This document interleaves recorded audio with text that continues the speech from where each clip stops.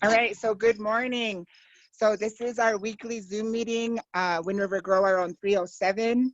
And we haven't met for the past 2 weeks. We took a slight break after Father's Day to let people, do their gardening stuff and whatnot. And so we're back. We're back, and we want to talk today about the soil testing. And so we've invited Amanda Small and Caitlin Youngquist to help us with that. And Amanda had provided us some materials to do some garden testing for the soils out in the community here on and near the Wind River Reservation. And so this coming week, Cass started last week doing that, and this week we're going to continue that and get more soils. We have a total of 50 gardens we want to test, and so we're going to be getting that done with the help of Darlene Nixon, who is our homeopath, our certified homeopath, who came here to teach us some things. And so she's gonna come to each garden with us and kind of just put in some work to help us get these done. So, but yeah, so I'm gonna go ahead and just open the floor to do the reintroductions that we do every time. And so we kind of just tell where we're at in our process of gardening. We also tell, maybe some questions we may have, or just kind of, some insight of what we want to learn from these groups. So Amanda, do you want to go next? Sure. So I'm Amanda Small. I'm the University of Wyoming Extension Educator for the Wind River Reservation. I do both natural resources and 4-H youth development. And I am excited to be a part of the soils testing and helping to make that happen for you guys. And then also today I organized to have Dr. Caitlin Youngquist come talk to us today about our soils and what we need to do to keep them healthy and growing strong for us.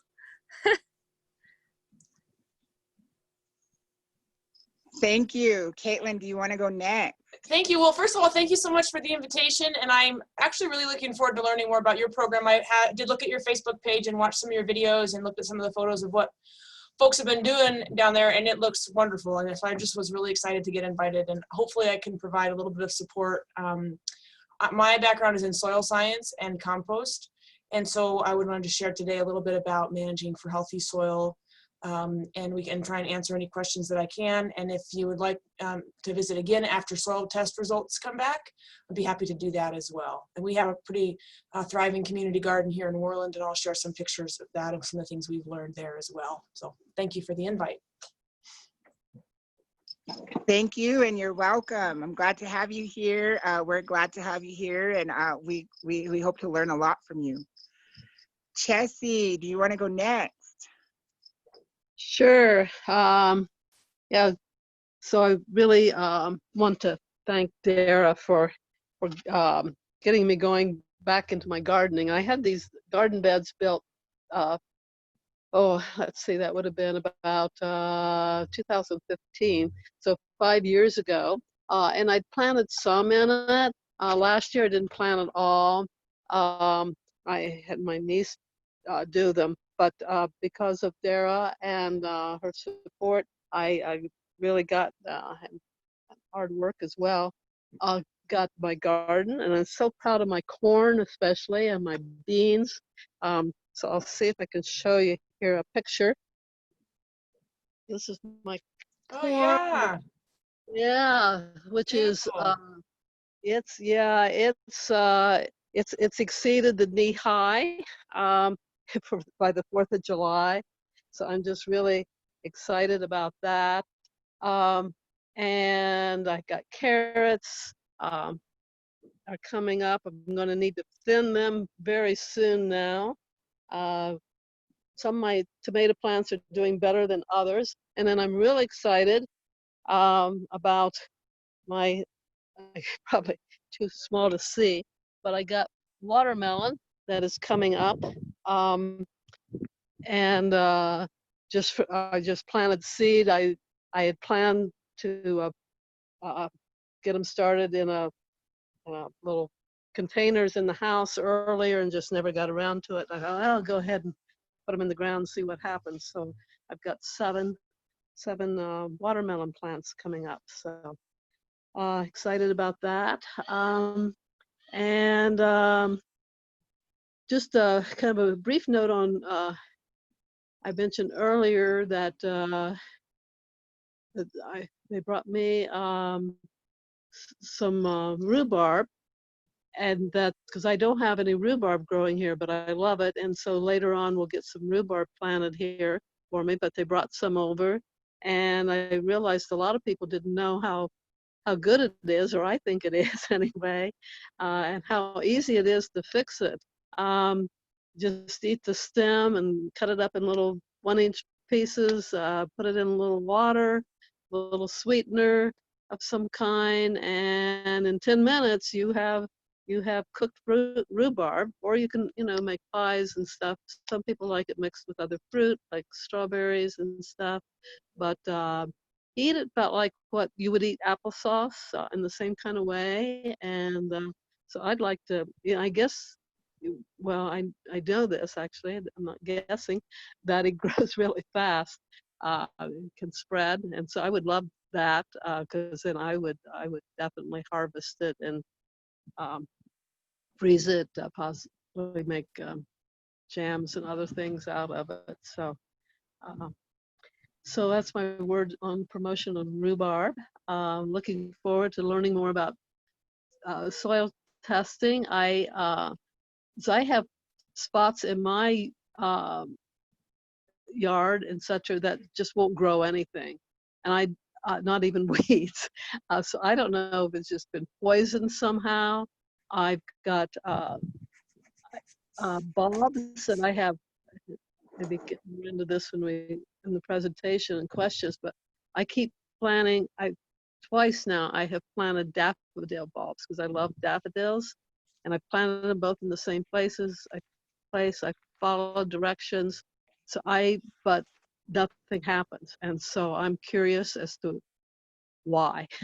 I have maybe an idea of why. I haven't tried them somewhere else as to getting them to grow. Also, I guess strawberries need a different kind of soil, because I have bought strawberry plants and they just didn't thrive very well. And so I guess it needs a different kind of soil. So trying to figure out where to plant things and how to better take care of my soil. The soil's pretty good in my garden bed because that was all purchased soil. Or brought from the mountains. This year I got some from the mountains that was brought to me. So thanks everybody, and looking forward to learning more. Ready to pass it on. So, Danica. Danica, yeah.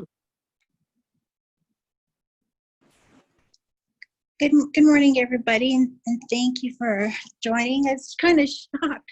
I thought we had our, it was the 4th yesterday, like Chessie said, so I'm so much more used to a larger group, but like she said, we had 2 weeks off, and coming back into today, I'm just glad I'm here.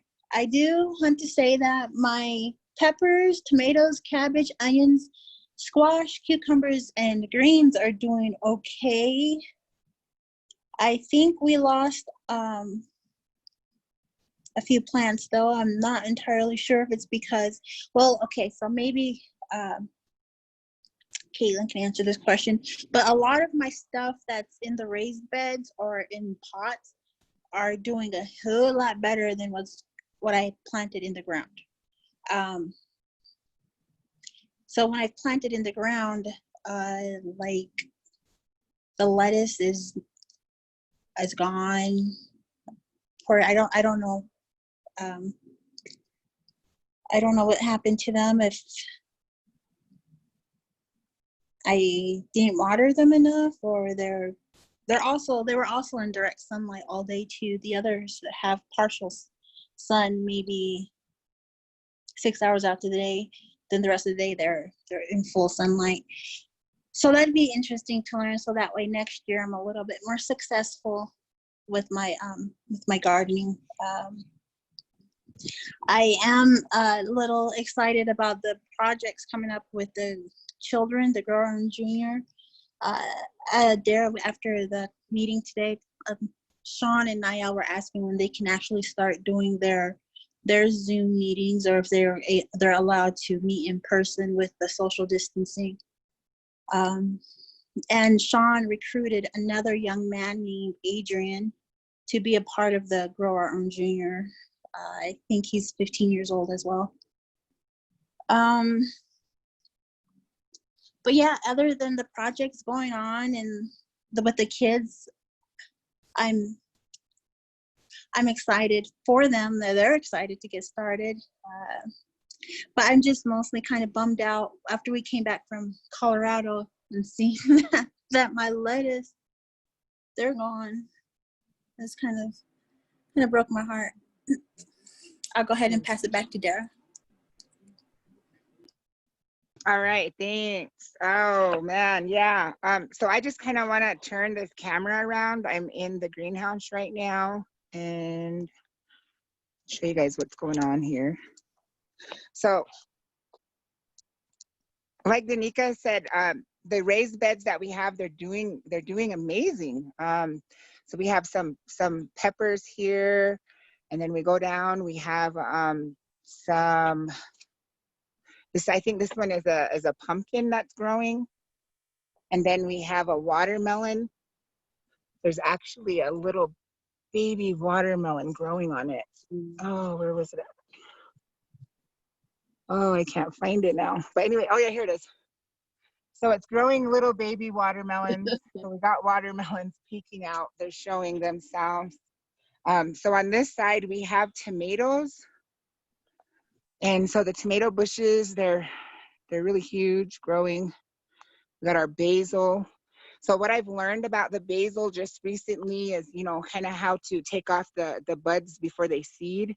And I guess it's like that with every plant. So those are things that I'm learning. And that's amazing. So we got the flowers here. And then in our raised beds, our little bucket things, we have our potatoes. I think these potatoes, because this was our second project that we started, and so these potatoes are just about ready. So when they start looking like they're dying and dead, I was told that those are getting ready to they're curing. They're curing. And so right here we have some more. I think these are pumpkins, and then we planted a pineapple. We ate a pineapple and we put the top into the soil, and so it's growing. Wow, that's so cool. Yeah. Over here we have beans. We have our beans growing. We have more beans here. And I think some of these are actually the Anasazi beans that Benita Knox had given us. And so we have those.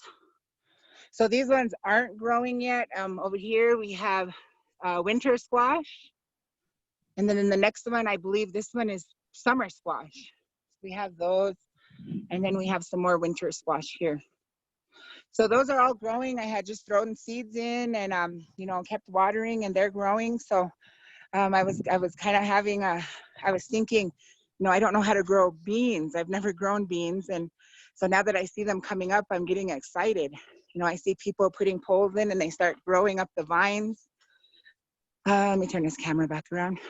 So some of the questions that I do have about soil, so I'm just trying to figure out, because, we created these raised garden beds, and the soil is only probably like this much in there, and all this stuff is growing in there. So, I guess I want to know more about that. I guess does it take very much soil to grow things? I guess those are my questions. And also, I guess the questions of the containers.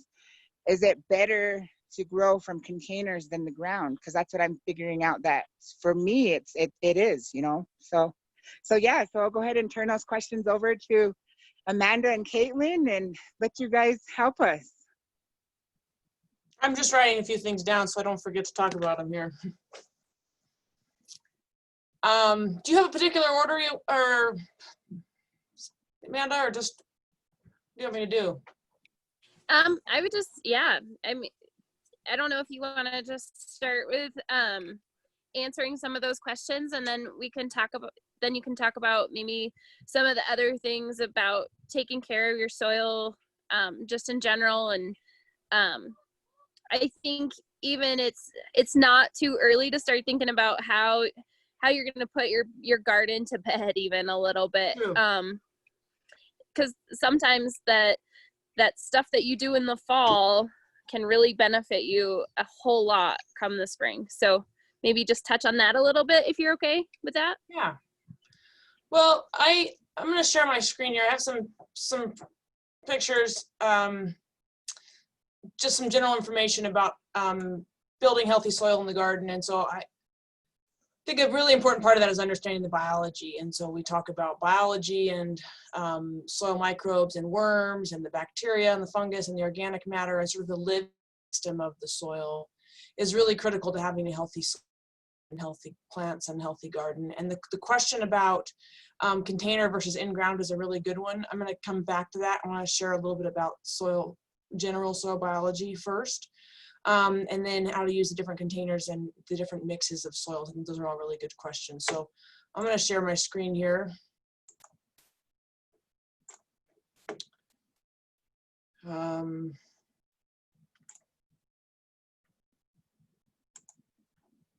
you guys see those pictures there of the? Wow, that's Oops.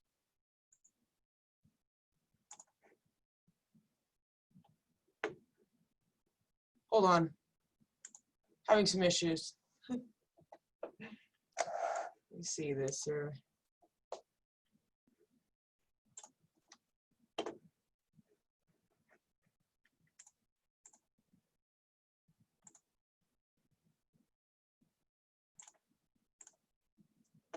Okay, can you see those pictures of that giant pumpkin and the pictures of the kids and stuff?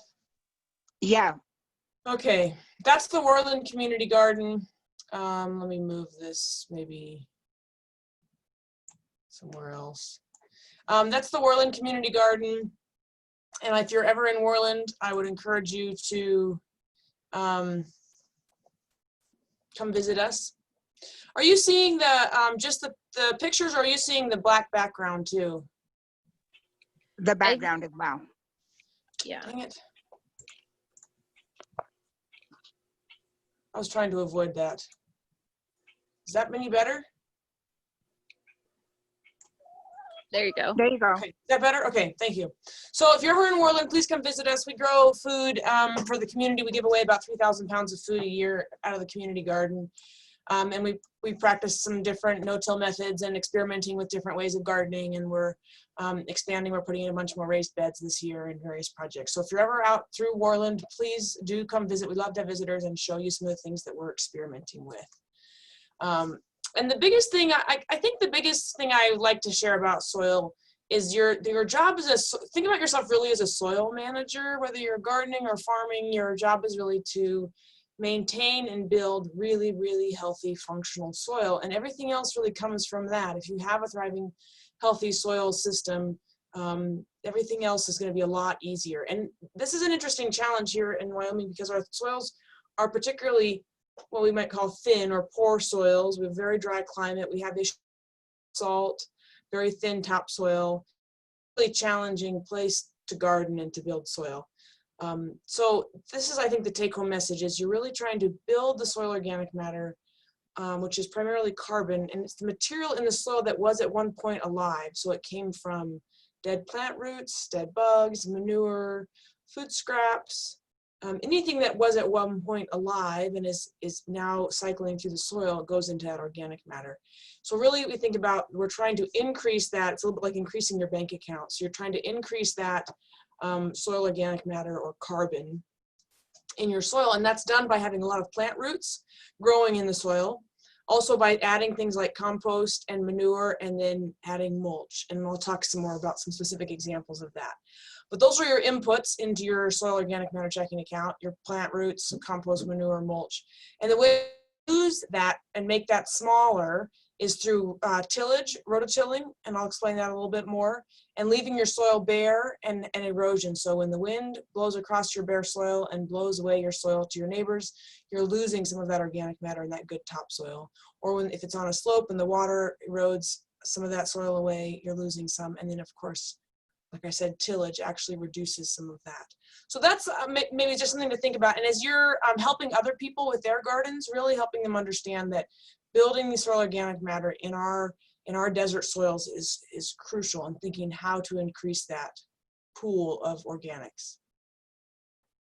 So soil biology, I think, is a fascinating subject. There's a lot we don't know. There's a lot we're still learning, but there's so much activity going on in the soil underneath our feet. And the more organic material we have in our soil, the more it's feeding all of these soil microbes.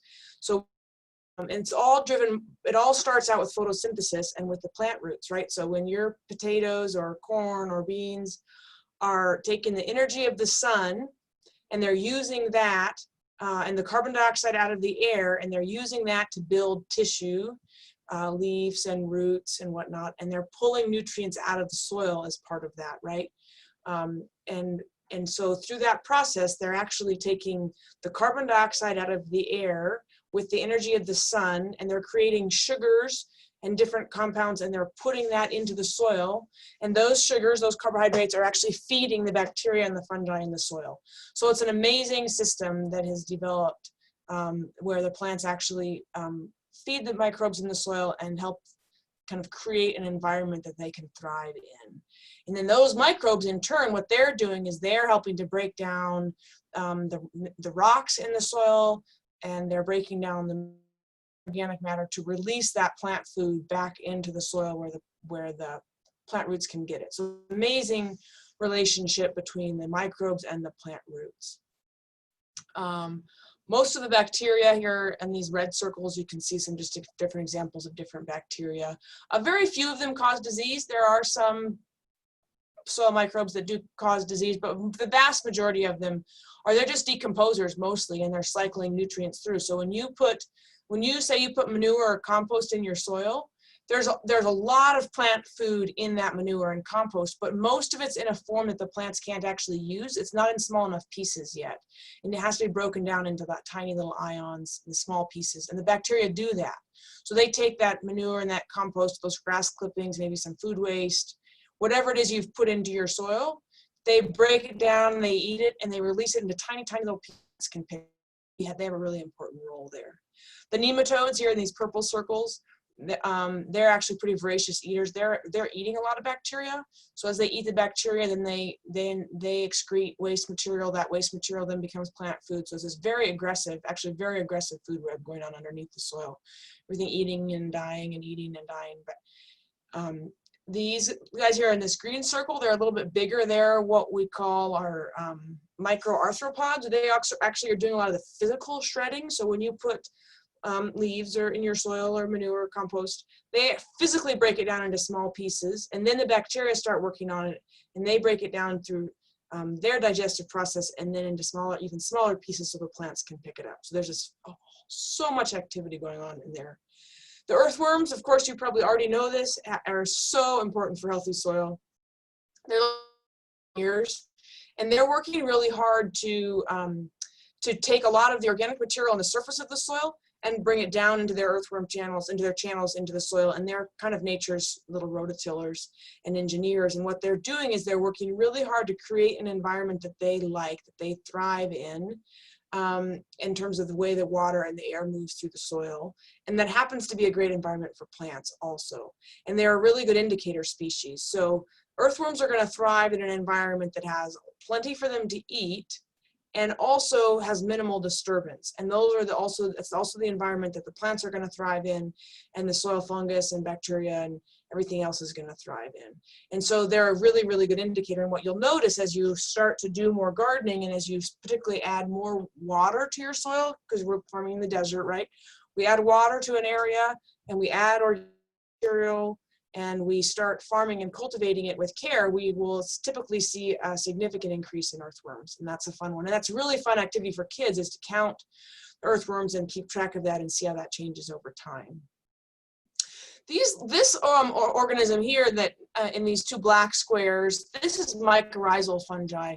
This is an amazing set of organisms that actually form a symbiotic relationship with the plant roots. And so it's a fungus, and it actually infects the plant roots. And what you can see here is this little yellow bit is the tip of a root hair, and all these little white filaments, these little white strings coming off of it, are fungus that has infected these plant roots. And what they're actually doing is the plant is providing them with energy in the form of carbon and sugars. And that fungus goes out into the soil and reaches water and micronutrients that the plant is struggling to get. And so it's a really cool, beneficial relationship that becomes really important in our dry desert soils that have high pH like we do. And so those mycorrhizal networks transfer nutrients and water into the plant, help the plant access nutrients and water. And there's some amazing research showing that they actually transfer nutrients and water and even information between plants and trees particularly. So ability for certain plants to transfer nutrients to other plants or to transfer information. So if there's a pest attack on one plant, somehow there's information transfer between these fungal networks. So that's pretty amazing. And that's something that will also start showing up in your soil, more of that as you have less disturbance and just healthier plants and start to build all that biology in the soil. You'll start to get all these interactions and biology happening. So it is a fascinating and amazing world underneath your feet. Just keep that in mind and think about ways that we can support all the soil life in there, and then that will support plant life.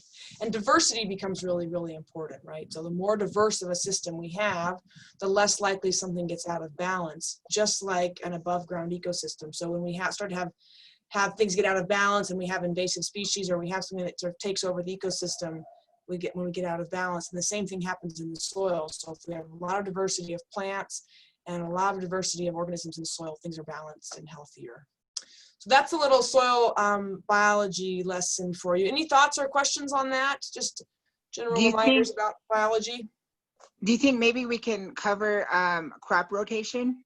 We can, a little, yeah. And that's not totally my specialty, but we can talk about it a little bit, and we can certainly get you some more information on it. So part of the crop rotation that ties into this biology is that there are certain diseases that will attack or infect certain crops, right? And they usually will be in the same crop family, for example. So something that might infect something in the nightshade family, potatoes, tomatoes, and peppers, for example, will not infect something maybe in maybe it won't infect corn, for example, or something in the brassicas, the broccoli and cabbage. And so the idea of crop rotation is if you grow the same thing in the soil every year, it gets back to the diversity, right? So you grow the same thing in the soil every year, the same plants are secreting the same compounds into the soil, the same microbes are thriving, that you start to get maybe something that causes disease that gets out of balance, right?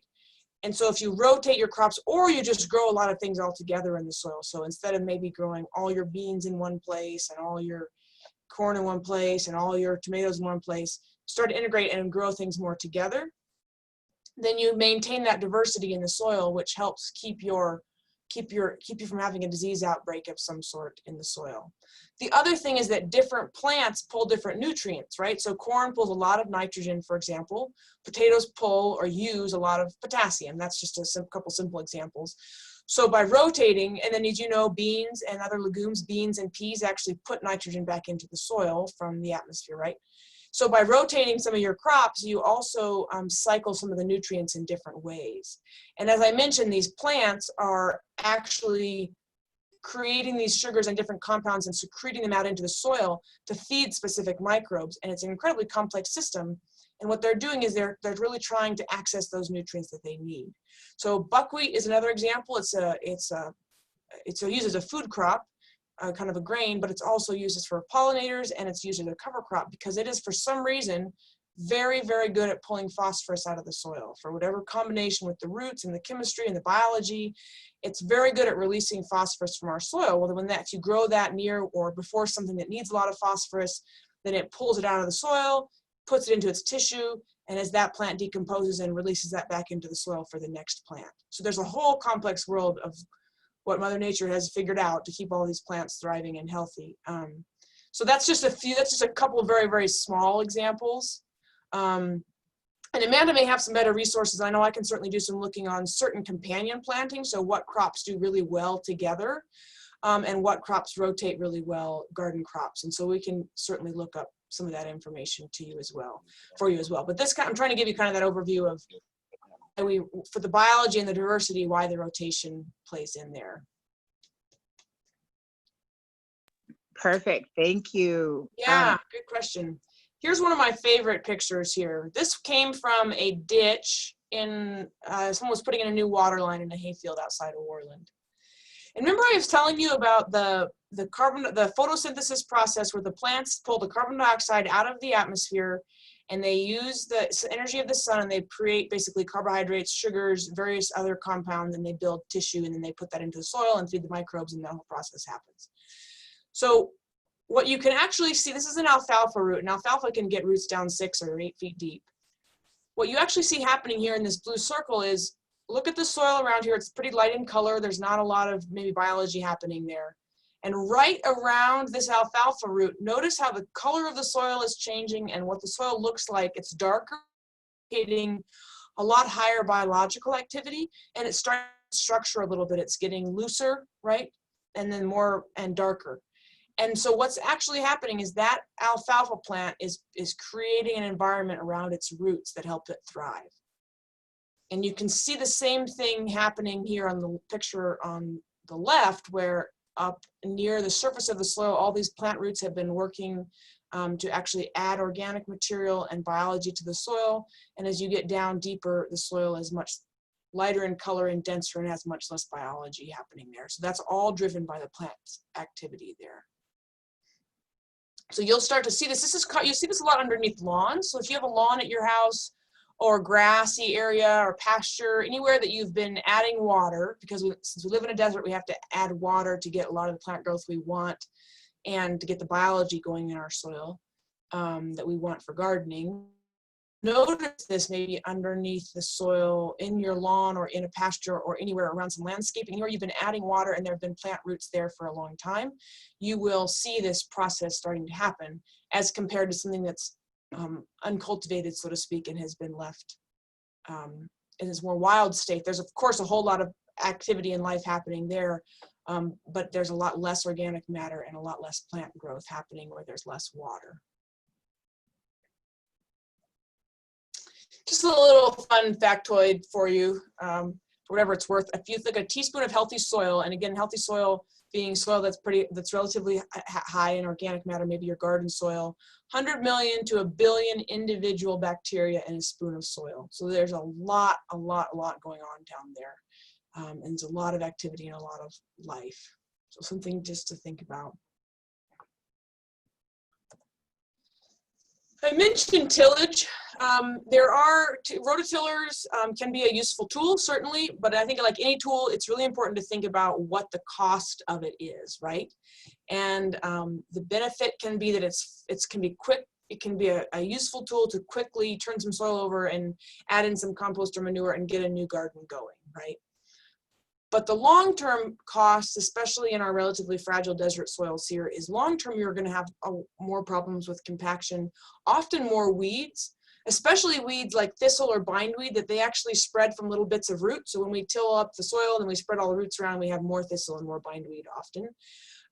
Then if you think about you till your soil and then you leave the soil bare and then all the weeds blow in from your neighbors and then pretty soon you have a nice weed crop on your bare soil. You actually lose a lot of organic matter out of the soil because as you aerate and add air and disturbance into the soil area, break a lot of that down and you lose your organic matter. And it can be very damaging to our soil structure, thinking about our soil having structure that holds water and air in the soil. When we pulverize it, basically put it in a blender, it's very, very hard on our soil long term. So I would encourage you, as you move forward in gardening and as you're helping other gardeners too, encourage people to think about the least amount of disturbance that you can do in your garden. So and sometimes it can be very useful to get out the rototiller and use it a little bit. Most people, I think, tend to overuse it. And maybe that's an aesthetic. I know least in our area around Worland, a lot of people think that it looks really pretty when you have the soil tilled and smooth, and they do it in the spring and they do it in the fall. And so just think about using it less. Again, think about like putting your soil and all the life that it contains in the blender, right? So how can we reduce the amount of disturbance? And I'll give you some ideas as we go forward. Just think about the life in the soil. So what can we use instead? Shovels, our hands. A broad fork is a really useful tool. It's that one that has 2 handles that you step on. I also fully realize that there's physical limitations for some people, and some people being able to get out on your hands and knees and use a shovel in your hands is not practical, or they're not physically able to do it. Raised beds can be a great workaround for that. Straw bale gardens, the no-till, sort of deep mulching, no-till garden methods work really, really well here for us in the desert. And they add a lot of organic matter and they hold water really well, but it does take some time to build that up. So it's an investment of a few years, but it can work really, really well and minimize the amount of prep time. So think about other ways to work your soil. This is an example from several years ago in the Worland Community Garden. Notice there's a lot of bare soil still. We're still working in kind of reclaiming. It's been abandoned for several years. We're working on reclaiming it. But one thing is you can just take a shovel, and we had some leaf compost, and we just took a shovel and turned that soil and incorporated the leaf compost and planted into it. And so we have pretty good topsoil here in the garden. It's got a lot of clay in it, however, so it gets really easily compacted. But other than that, we started with pretty decent soil. So we were able to just get in with the shovel and turn it. Now, if you're in a situation where your topsoil is very, very shallow or very compacted, or you just can't get your shovel down into it, building up is the way to do that. And I'll show you some other examples where you actually kind of build your soil up instead of trying to dig your soil down. This is the use of a broad fork. This could be used in a greenhouse, outside a greenhouse, anywhere, and it really helps break through some of that compaction. And we found it to be a very useful tool. So one way we've been prepping our beds is broad fork, and then come through with the shovel and break up some of those clods and kind of put the row back up a little bit of a mound. And then with our hands, the soil is very, very soft in the spring when it's been heavily mulched all winter and there's still moisture in it, and you kind of come through with your hands and lightly break it up and plant into it. And that's been working really well for us. Again, this works when your topsoil is pretty good in terms of it's workable. If your soil is not workable, you can't actually get a shovel or a broad fork into it. Then you have to build it up, and I'll show you some examples of that. This is a way to build your soil up. This is a kind of a no-till or a sheet mulching or a lasagna mulching method that works really well. I mentioned starting in the fall. And this is something to do in the fall. So I think someone had mentioned earlier that they noticed that their garden was doing better in their containers. I think that was Danica. Your garden was better in your containers than it was in the ground, you mentioned. And I suspect, I haven't seen it, but I suspect it may be a nutrient issue, and maybe your soil in your raised beds maybe has more organic material or more nutrients in it. Drainage can sometimes be a challenge. Like you said, water can be a challenge. This is a great method to do in your soil starting in the fall. So the cardboard or newspaper can act as a biodegradable weed barrier, short-term weed barrier. And then on top of that, grass clippings, if you have them, leaves, manure, straw, shredded paper. I've been experimenting with wool. Actually, wool can make a really great soil amendment. So a lot of different materials, and then you just layer it in there, green, brown, some of your different plant materials in there. And then you water it and keep it really wet. Water it as much as possible in the winter if we get a few warm days, and you can get the hose out, keep it wet. Let it start to decompose, and then in the spring you have basically composted in place, so to speak, right? So then in the spring you have that thick layer of organic material. The worms have been really happy working in there all winter, and come in the spring you pull that mulch back and you have soil that's well on its way to become really thriving, healthy soil. And then you don't till that or work that in, you just have converted that over to what we call a no-till or a deep mulch system. And you just plant right into that, and then every fall you keep layering and adding, and it takes water and time. So this is a really good method that you can experiment with at your own place for very low cost, and it's very simple and it's scalable, so you can do it on a small scale or a large scale. When do you think we should start that? The sooner you start, the better, because it takes time, and the more time, the more biology and the more worms you're going to have and the more decomposition. The challenge is, of course, space, and you don't want to do this on top of your existing garden. So if you were looking to expand your garden and you had some space, now would be a great time to start. Start layering, start collecting materials. It takes time and it takes a lot of water. Think about the biology that water supports life, right? So it takes a lot of water. So it's not too early to start now for next year's garden, especially if it's going to take some time to get the materials you need and start to accumulate them. Leaves, fall leaves work great. Leaves and grass clippings together are a great combination, especially if you pick up leaves with your lawnmower or anything. Straw, animal manure. Trying to think of what other organic materials. You know, food waste can even go in here as long as you're careful it's not attracting pests or becoming an odor issue. But if you layer some of your vegetable scraps in there, eggshells, and then covering it with some other layers of mulch, it can work. Coffee grounds are great, a really great material for soil. And they're typically free and very safe to handle. They don't have odor issues. And so gas stations and restaurants, if they're willing to collect them for you, 5-gallon buckets. We have a couple gas stations here that they're willing to set them aside. We give them a 5-gallon bucket with the lid. They fill it up. We empty it a couple times a week. So that's a great material if you have access to something like that. And of course, your own kitchen scraps.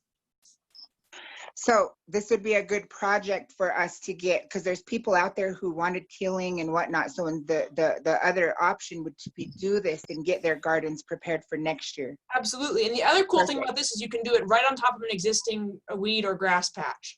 So if somebody has an area that's got some little bit of grass in a yard area or kind of a weed patch or plants that are already growing there, the cardboard or the thick layers of newspaper on top, or you can also use a landscape fabric, but the cardboard and newspaper are free and they break down. And then that will prevent most things from growing up through that. There's a few things like thistle, or some of the things can be a little more aggressive, but for most types of grass and weeds, that'll be enough to prevent it from growing up through there.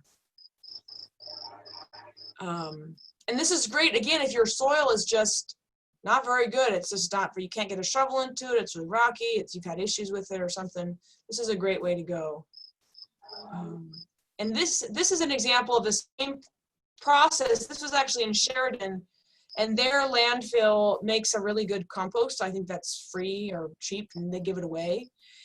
And so that kind of speeds it up, because then it's already composted, and you could layer in, several inches of this right on top of the cardboard and water it. And it's a much faster process if you have access to something like this. We don't have this here in Worlandon, so we kind of do it the slow method. But if you had access to a finished compost product, the whole process then becomes much faster. Something to think about. So I have a lot of weeds that I've been pulling up, and I was told not to put those in my compost because that would just start growing weeds in it.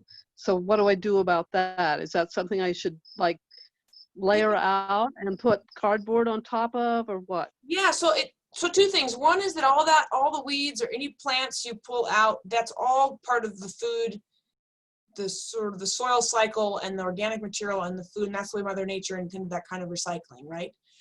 Now, there are some things that bindweed is one of them, that the bindweed itself it's incredibly aggressive, hard to get rid of, and will start more plants from a tiny bit of root. That's one that we throw in the garbage, one of the very few weeds we throw away.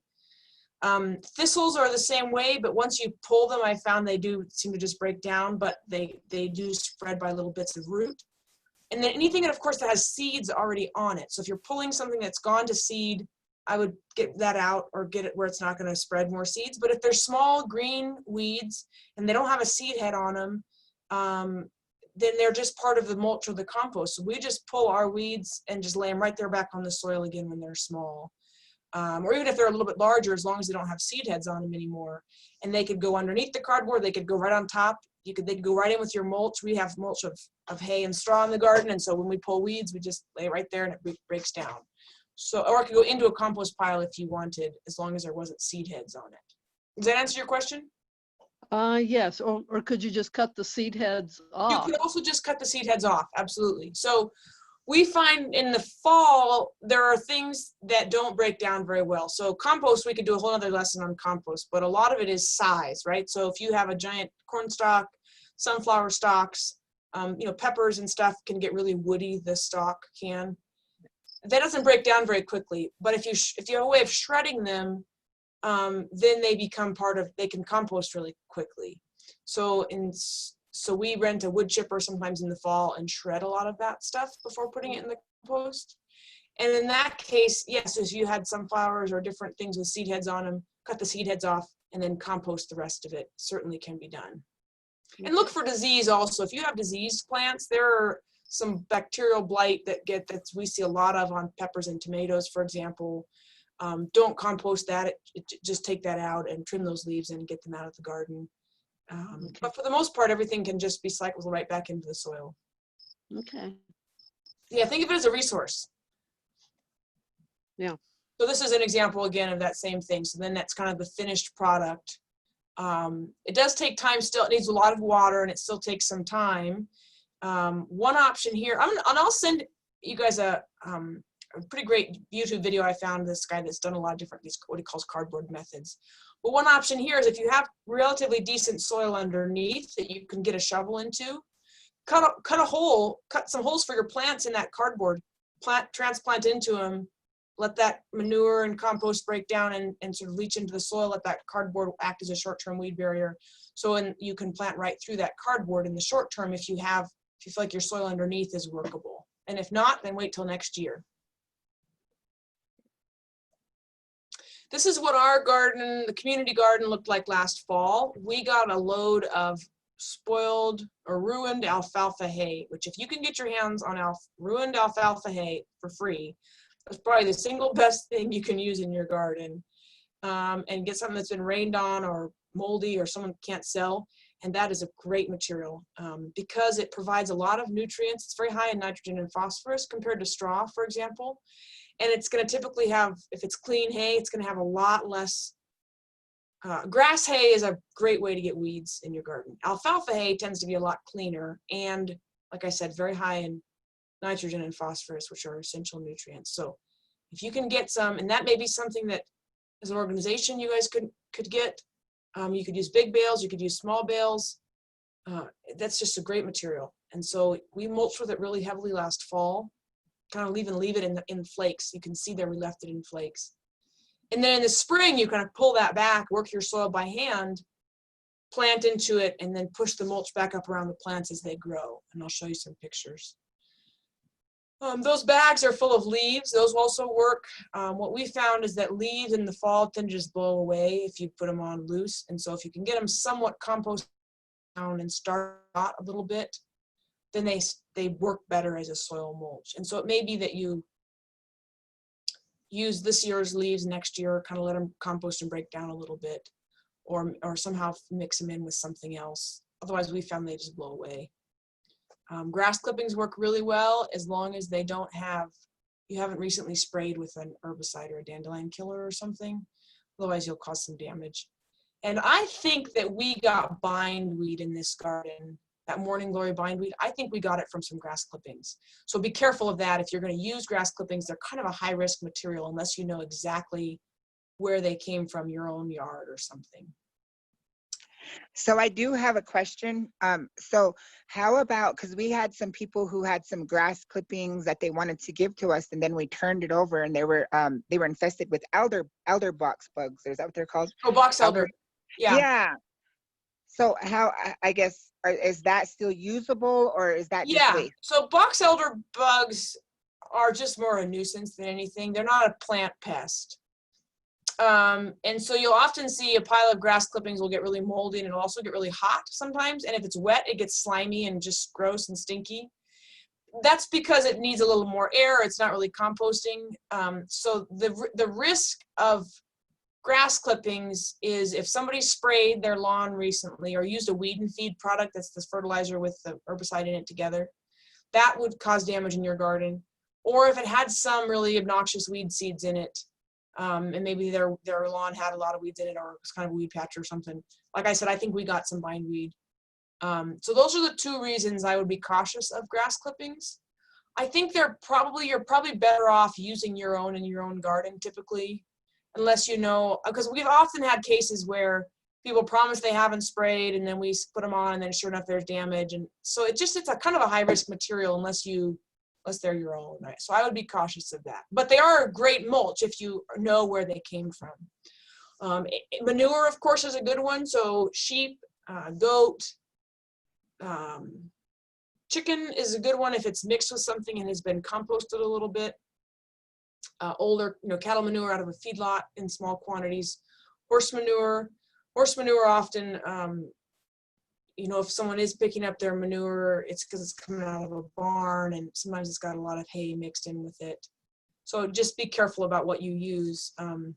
And wood chips can work well. So if there's someone trimming trees, if you see a tree trimming company around and they have to dump those wood chips somewhere and they often have to pay to get rid of them. So if you can get your hands on a large quantity of wood chips, that's actually a really great free material too. That's generally pretty safe in terms of risk to your garden.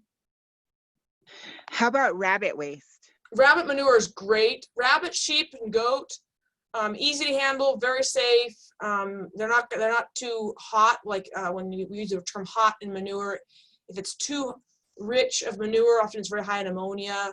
Like a feedlot manure, you need to age it and compost it for a while first before it's really garden safe.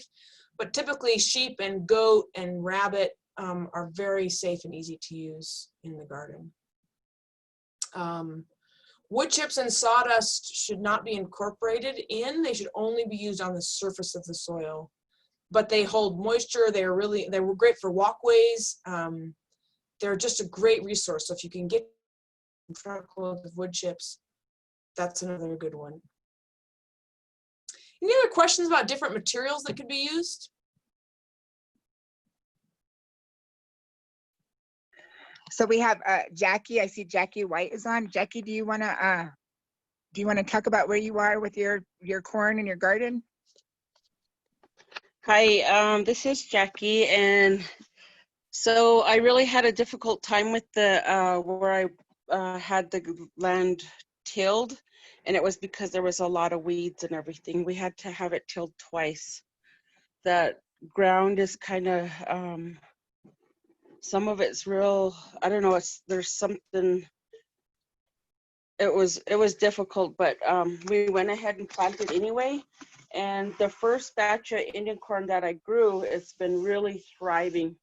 It's absolutely beautiful. There was a couple times where it froze, where my the corn leaves, some of them froze, but the bottoms were still green and they grew really, really good.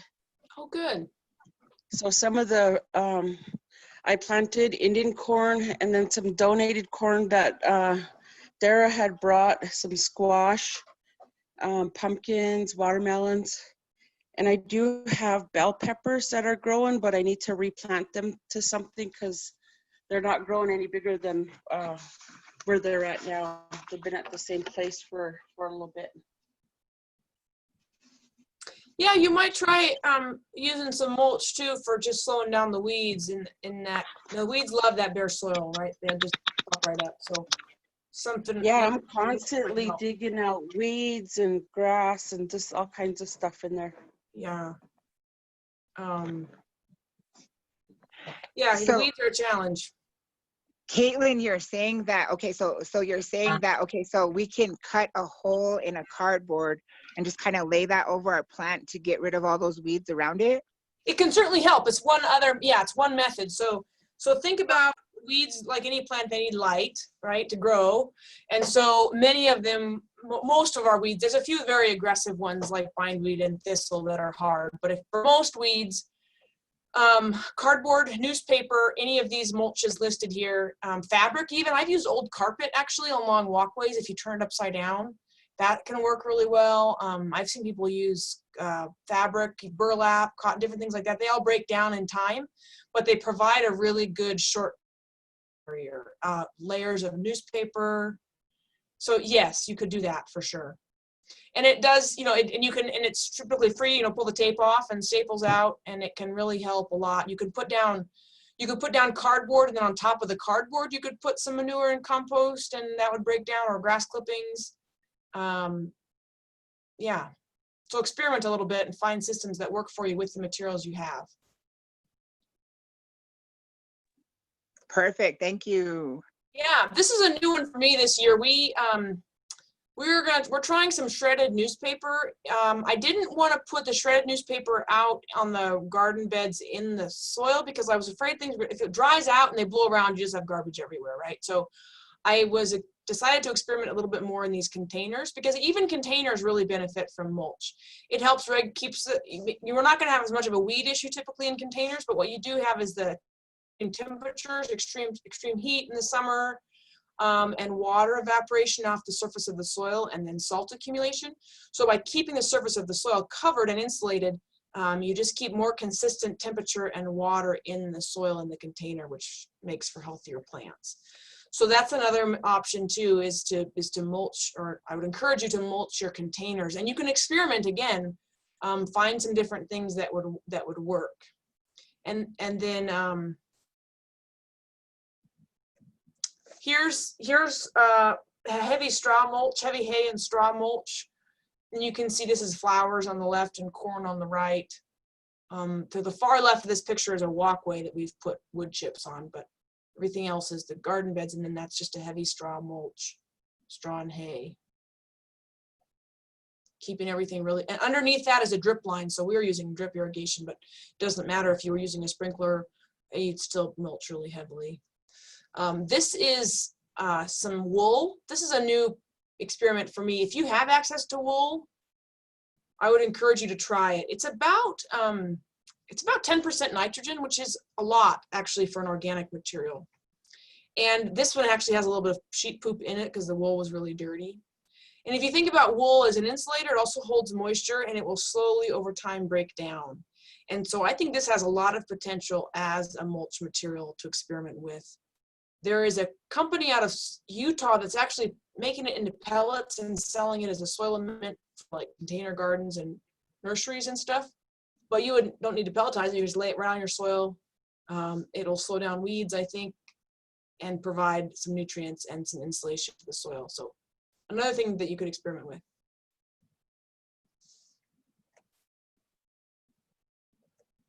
So what do you suggest for the salt composition that builds on top of the surface?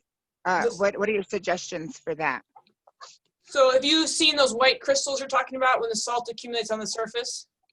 Is that what you're talking about? Yeah. So the same process is happening there that's happening when you boil water on your stove and you get a white residue in the pot, in your kettle, and the white residue is left behind and then the water boils off the top. It's the same phenomenon. So there's a lot of salts in our soils and in most of our water here too. And what happens is when there's water in the soil, and then the soil gets really hot and the water evaporates off the surface. The clean water is the H2O, right, evaporates, and then the salts are left behind on the surface and they start to accumulate. The interesting thing about salts is that most of them are actually plant nutrients. There's things like nitrate, phosphate, potassium, calcium, all these things that are actually plant nutrients also. So it's an interesting scenario of kind of too much of a good thing. And so the mulching can really help because it keeps the soil cool and less water basically evaporates or boils off in the heat, right? And so the mulch can be a big part of that. And then in some cases, just irrigation water, depending on what you're irrigating with, can be part of the challenge. And that's something that we could help you do a test for and identify if that's an issue. And then also growing salt tolerant crops. If you're really struggling with salts in a certain part of your garden, so what you can move to containers is one option. Mulching is another option. Building up that kind of layered sheet mulching lasagna I was talking about, where you build the soil up. And the other thing is choosing the crops you grow based on their salt tolerance. So beets, broccoli, corn, or we can get you a list. There's certain crops that tolerate salt better than others. And if you know that there are certain areas of your garden that are worse, then you plant those crops there. Beans and peas, for example, do not tolerate salts very well. Also, transplants are better. So if you're struggling with it, transplanting instead of planting by seed can help you manage it. So those are all some different ways. And I have a good article actually on salts and management that I'll send around to Amanda to share. So mulch is a big part of it, and then growing salt tolerant and using transplants are all different strategies you can use. And then thinking carefully about your amendments. So typically a feedlot manure is going to be very high in salts because it's high in nutrients. Horse manure, a rabbit manure, a yard waste compost, coffee grounds, those are all soil amendments that are going to be really low in salt. And so then you can also kind of choose your amendment based on your need there as well. And when you get your soil test back, that will really help us look at that. So we can look at that again. And how long are we expecting for the soil test once we get them all turned in? I don't know, typically, where are you sending them? I Where- was sending them to Ward Labs. Yeah, they'll typically be done in a couple days, and then they can email you the results. So they're actually pretty fast. Cool, well, I better get on it. So I had one more question that I had thought about as you were talking. So when everything's done and we've harvested all these beds, do we at the end need to take all the soil out, or can we just leave it in there? I would leave it in there unless you had a disease issue. Every once in a while you'll get something and nothing grows and you can't prevent your plants all get sick and there's something in the soil, but that's very rare. And if everything is healthy, leave it in there, add some organic material, add some manure, add some compost, add some nutrients to it, and then just keep using that soil if the plants are still healthy. Yeah. So back to my bulb question that I asked earlier.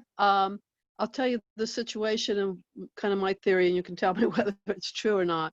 When I moved here 6 years ago, there were no trees or anything, but there had been places where trees had been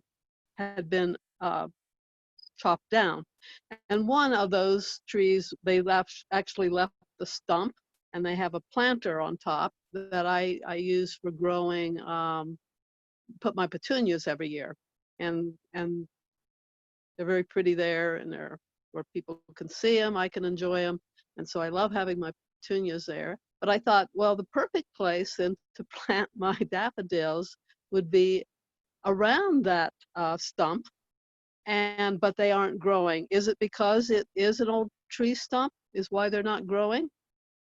I don't know. That's a really good question. Have you dug up the bulbs? Have they rotted in there? I did not dig them up. No. I would be curious if they rotted or if something ate them. That would be my right. Because the tree stump is decomposing, right? So that's why you'll often see mushrooms and such growing around where an old tree has been taken out, because it's decomposing, and something's eating it, breaking it down, the biology. And I wonder if that same process is just happening to the bulbs in there. I don't know, but that'd be my guess. So I would look and see if they've rotted, or if something ate them, like bugs maybe were eating them. Well, maybe, because there are some weeds that grow there, so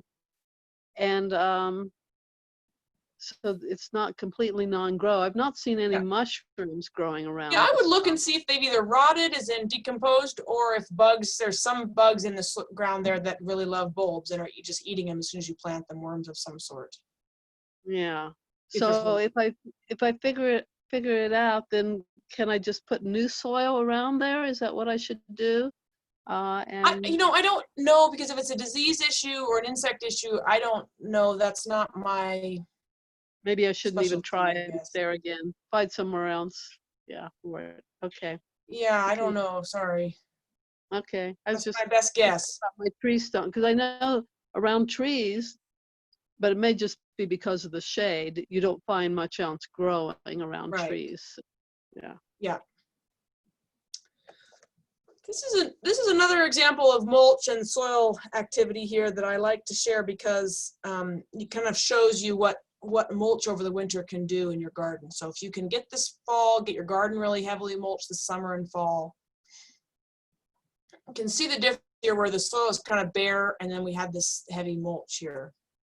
And look at the difference. This is where I pulled that flake of hay back, and look at the activity here, the biological activity, the color of the soil versus this, which was exposed all winter, right? And if we look even closer, this is earthworm castings, basically worm poop. And so the worms were working all season, eating things, decomposing, making channels, letting air and water circulate through the soil in a way that is going to make a really great environment for the plants, right? So look at your soil, start to really notice these differences. Notice the places around your home where the soil is the healthiest, darkest in color, maybe it smells good, there's a lot of life, and look at those conditions and think about it is that the soil there seems really healthy, and try and replicate that too. So this is just a really good example of the mulch versus no mulch and that earthworm activity. And look for these little worm castings in the spring especially. It's kind of fun to find them, and that shows you you're on the right track. I had mentioned before that we just pull this mulch back and then turn it with a shovel and then plant into it. This is just an example of what that might look like. And then when we plant, this is lettuce. And obviously the lettuce is not going to grow through a really thick mulch, right? But then after the lettuce grows, or the plants, whatever it is you've planted, then you push all that mulch right back up around the plants. If you're transplanting, it's a little easier. So just some examples of what's worked well. These are peas are a little more aggressive. They can grow through a little bit more residue. So these are the peas just growing up through the mulch there and providing some soil protection.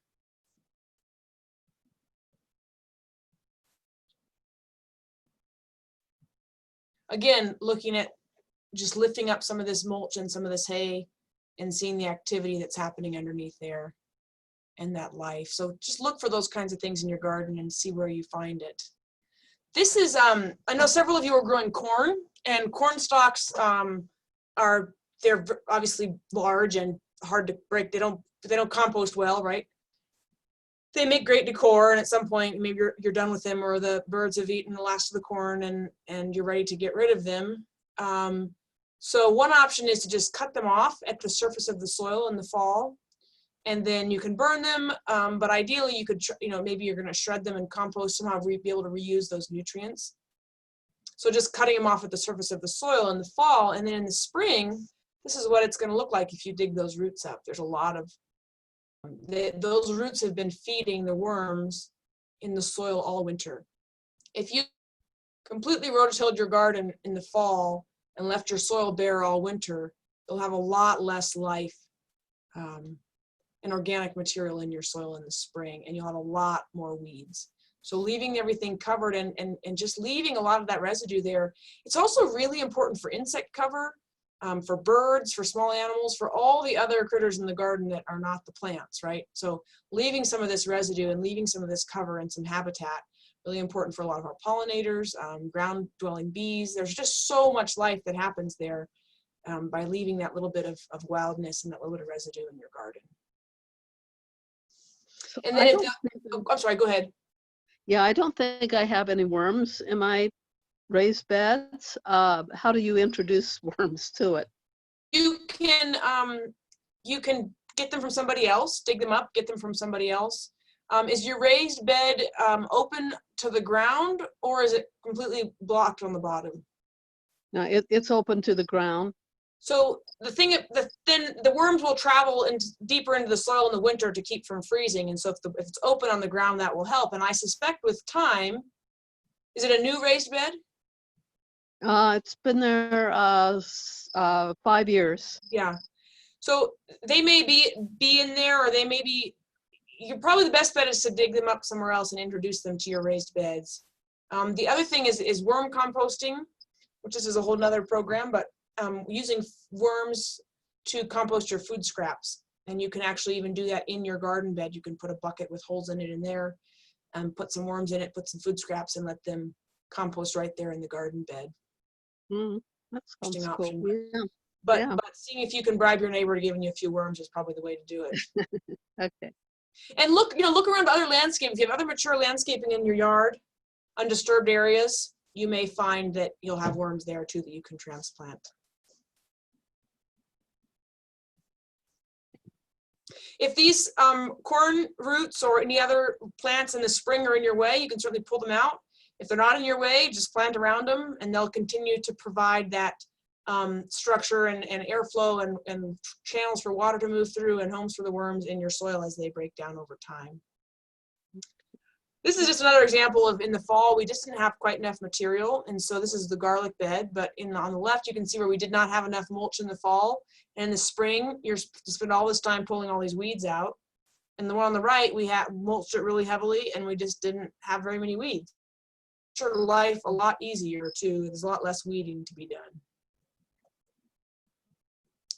Well, thank you. This has been a lot of information. And Yeah. I'm glad that we did this because we were actually planning on healing people's gardens for the fall, you know? And so now that you have all this information, I have better ways to do it, you know? So that's the good thing. You know, we don't want to not have people have gardens. We want them to have food growing. Yeah, so hopefully it helps. I don't want people to be overwhelmed by it, and I would really encourage you to experiment a lot also and find out what works in your own garden and what combination of things work. And just remember the soil is alive and there's that biology there, and you want to sort of support the way Mother Nature intended it to be, you know. So I'm happy to stay as long as people have questions, but I know that you may have to get on with your other things today, so I guess you're whatever you want. Yeah, we could probably close and would you be open for another invitation back for maybe another subject? I would be happy to, yeah. So I'm happy to talk about composting. Okay. Could be a really fun one. And then we can also go over soil testing with everybody. Oops, Okay. hold on here.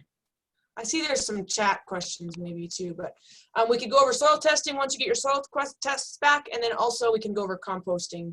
Would probably be the two best ones that I could offer.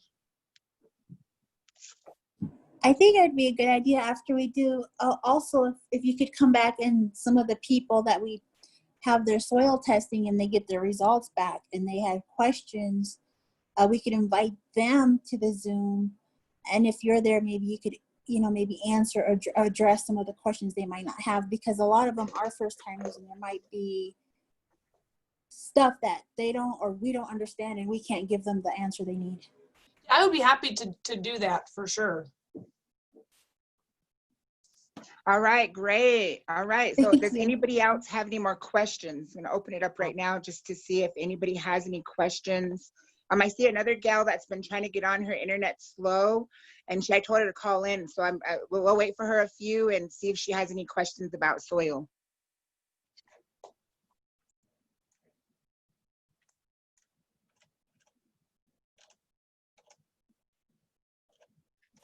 While we're waiting, I just really want to thank you. This has been very, very knowledgeable and very helpful. And I had heard different things about tilling too, so it's good to have that.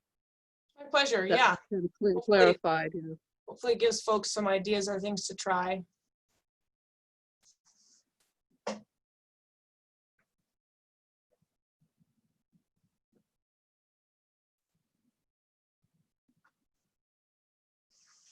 And I will send Amanda some follow-up, a couple of short articles and some videos that I think folks might be interested that she can share with you all. And I'll also add the companion planting stuff to that for you guys.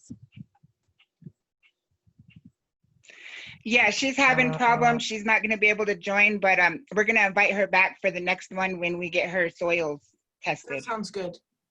Okay. Well, thank you all right. again. Well, thank you all. Thank you very much. Good luck with your gardens. Thanks. Take care. Thank you. Thank you. Thank you, Caitlin. Thank you, Dara. Thank you, everybody. Thank you, Caitlin. Thank you, Amanda. Thank you, Jackie, for joining. Yeah. Kevin, Chessie, all of you guys. Thank you. Have a good day, guys. You too.